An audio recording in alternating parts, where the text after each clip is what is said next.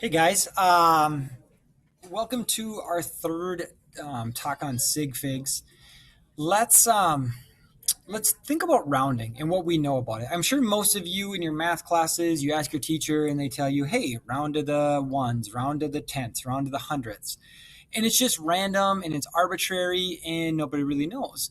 But really, what Sig Figs give us is they give us rules to do this. And so, just like we learned last week, that scientists all do it the same way because that's the point. Like we want all the same answers when we're doing the same work, right?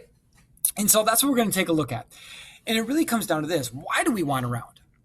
Right? Why do we want a round? We want a round so we're not giving too many numbers that don't actually apply.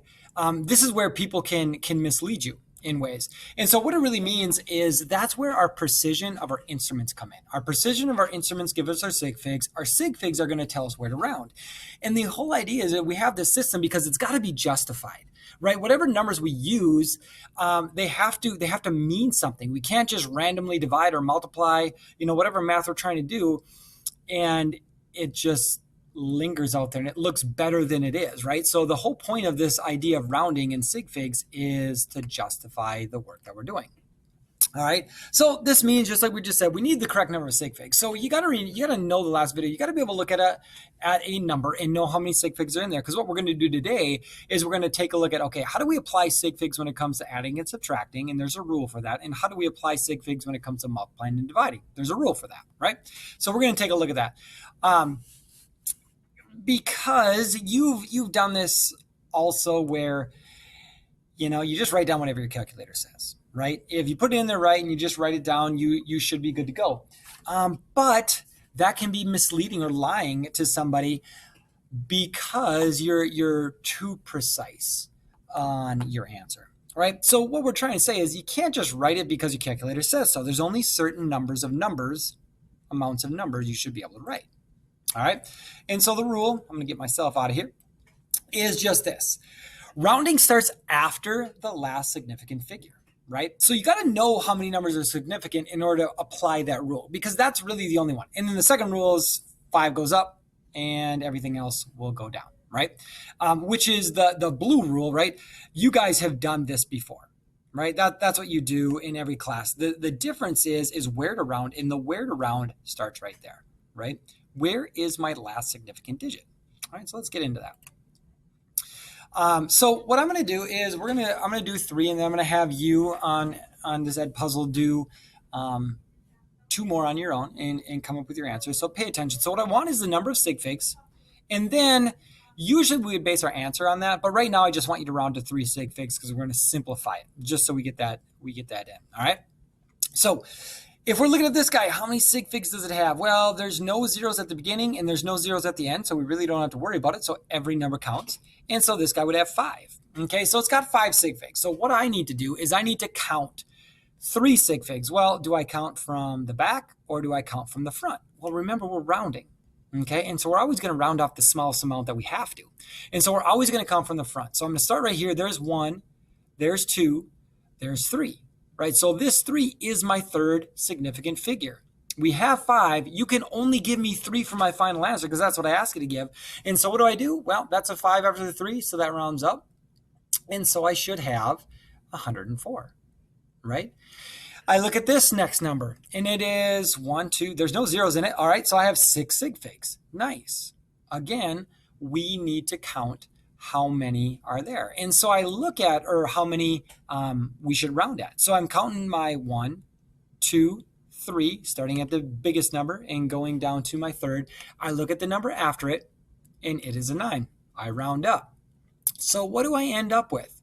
And lots of times I'll get the answer of 912. Well, what happened to those other 3 digits? If I owed you this much money, almost $1 million, would you accept 912 because I said I rounded? You wouldn't, right? Your answer should be 912,000. These 3 digits just become placeholders. We give them our zeros, right? All right. And this guy, we can see the placeholders, right?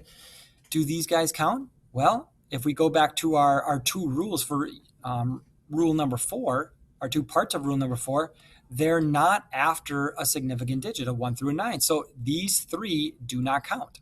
All right, so my first significant digit starts there. It's a 1, and then a 2, and then a 9. So here's my third. The 3 after it, it tells me I need to round down.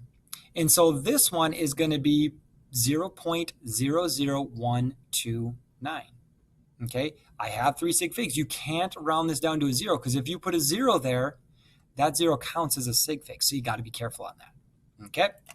All right, so I'm going to have you try these guys right on your own. Put your answer in the Ed puzzle, and then we'll talk about it. Right. So find how many sig figs I have, round to 3 sig figs, and place both of those in there.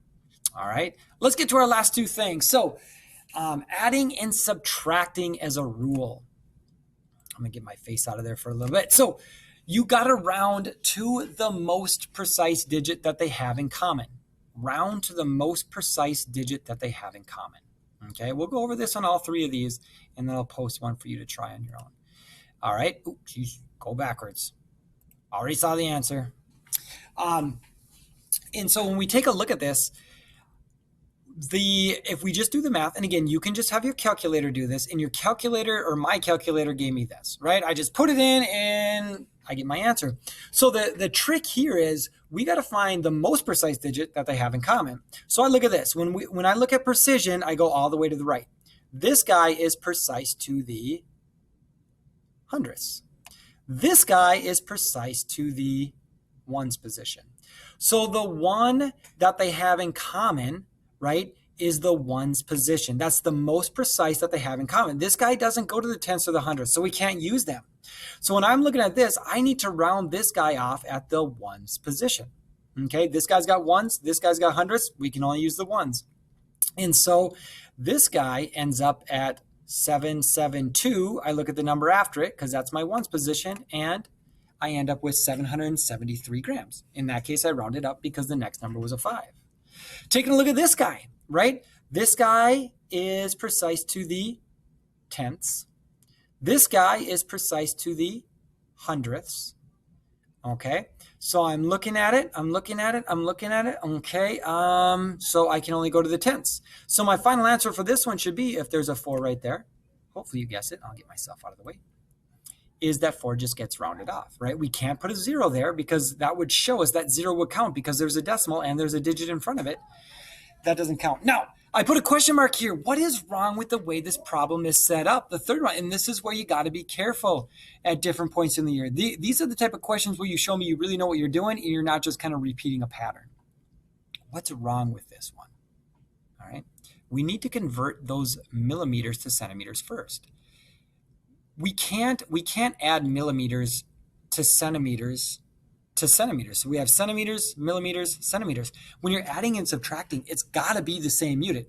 I didn't mention that up here, but when you look, grams, grams, right? Milliliters, milliliters, it's like oranges minus oranges, or dollar bills minus dollar bills, right? We can only subtract the same type of units, the same things here. If we added this together, we'd end up with the wrong answer. Okay, so what we have to first do is make sure our units are the same, and then do a quick conversion, which we can do, just move the decimal once, and now we can add.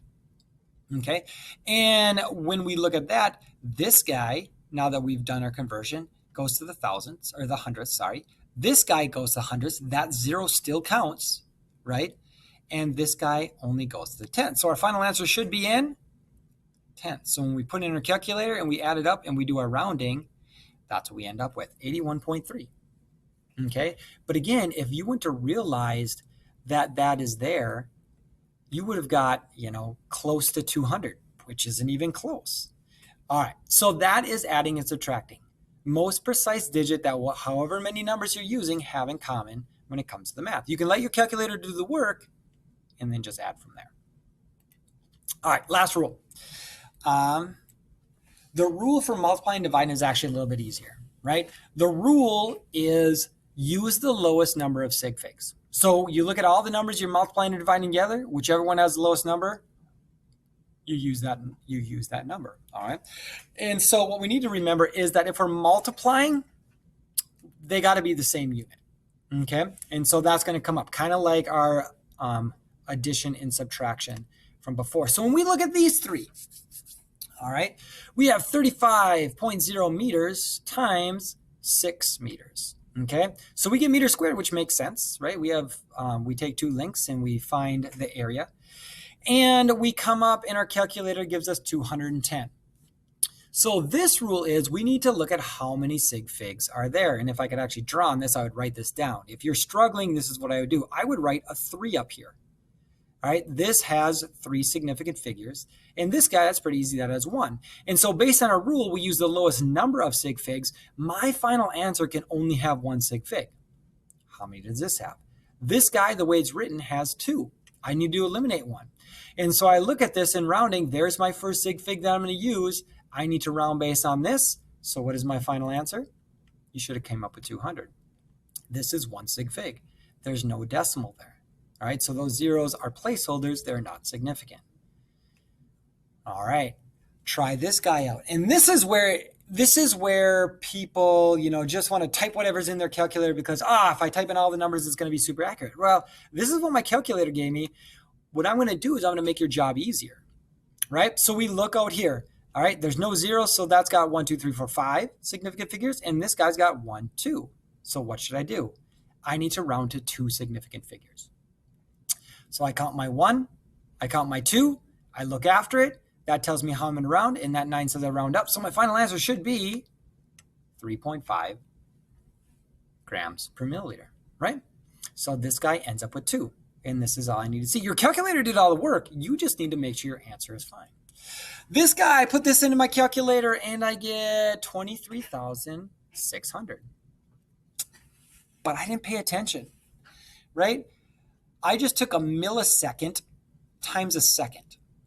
That doesn't work, right? This is where they have to be the same unit. What's a second times a millisecond? I don't know. Just like I can't take a meter, and if this was a millimeter, I'd have to convert one of them. So that's what we'd have to do on this problem. Even if we tried around this guy has 5 significant digits. This guy's got 3. This answer is still going to be wrong, even if you're thinking about sig figs correctly, because you didn't apply that they need the same unit. Okay, so on this guy, we'd have to convert either this to milliseconds or this to seconds. Well, that's pretty easy if we convert this to seconds because that's just a jump of 3. We'll learn that again next week. Not a big deal right now. And so our final answer should actually be 23.6. We still get our 3 sig figs that we had from right here. All right, but we don't get 23,000. We get 23.6. And don't ask me what second squared is. I just made it up. But it works. All right, so hopefully that works out for you. Work on these